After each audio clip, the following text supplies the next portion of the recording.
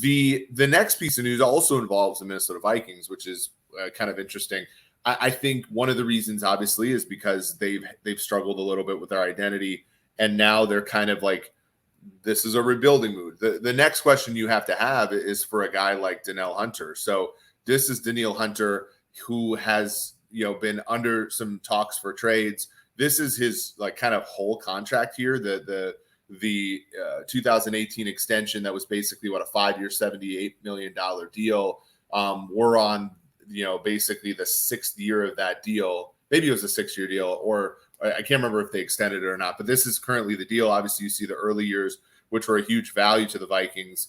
And then now you have this final year, which is kind of this conundrum. It's a $13 million cap hit for the Vikings. There are $11.2 million in voids still left. But Danielle Hunter's only seeing $4.9 million in base salary, as well as about $600,000 in bonuses, roster and workout bonuses this year. So really $5.5 million of new money. That would be what they save in a post June 1st cut.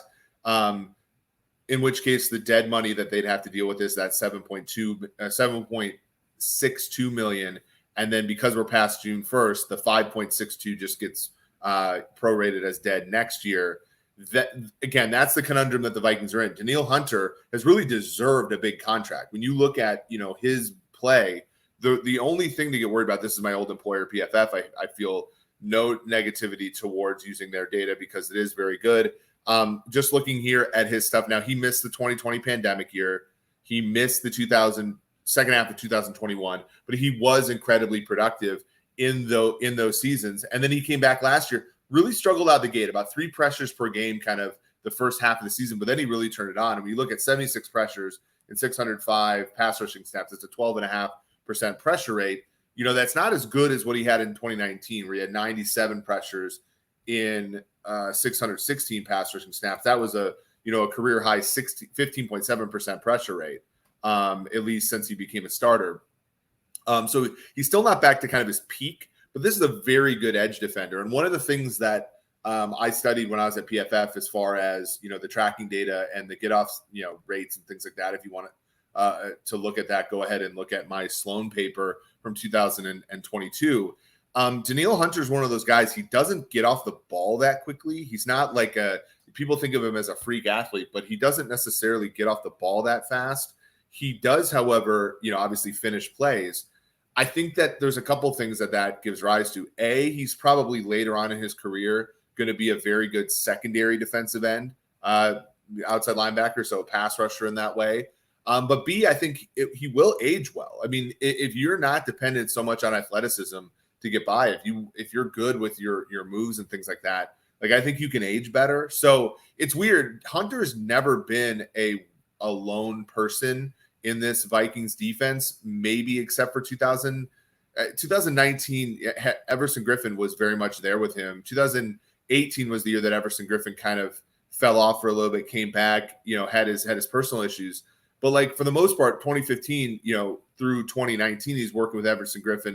2021, he was working with Everson Griffin. And then 2022 last year, obviously Zadarius Smith was there. Zadarius Smith very much like overshadowed him in the first half of the year. And then Hunter sort of surpassed him in terms of production later on. So I can see like both. I can see a lot of the reasons why the Vikings might want to move on, because again, as we look at Hunter's, money, he's expensive to the Vikings, right? He's still $13 million. That's cheap for a guy as good as him, but it's still like not an inexpensive thing.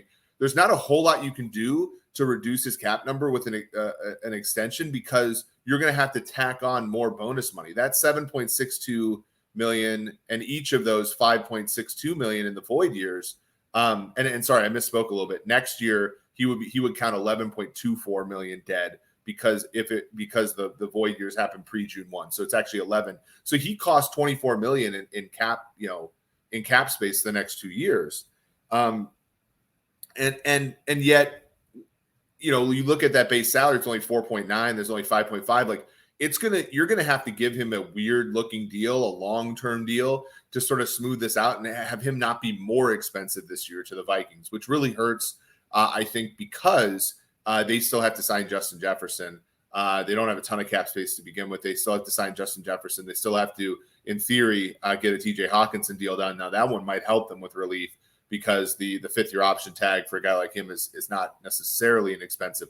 But that's certainly something to think about when you're looking at what the Minnesota Vikings have to do with Danielle Hunter.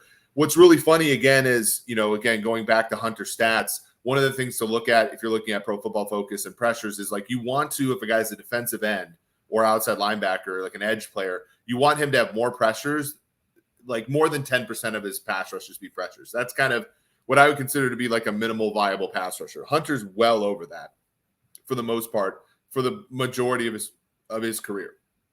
So that's been very good. He's gotten, his comeback year this year, being able to play almost 1,000 snaps, which is almost a career high, and be involved in 13 sacks, 12 hits, 76 total pressures. Like that was a very good thing.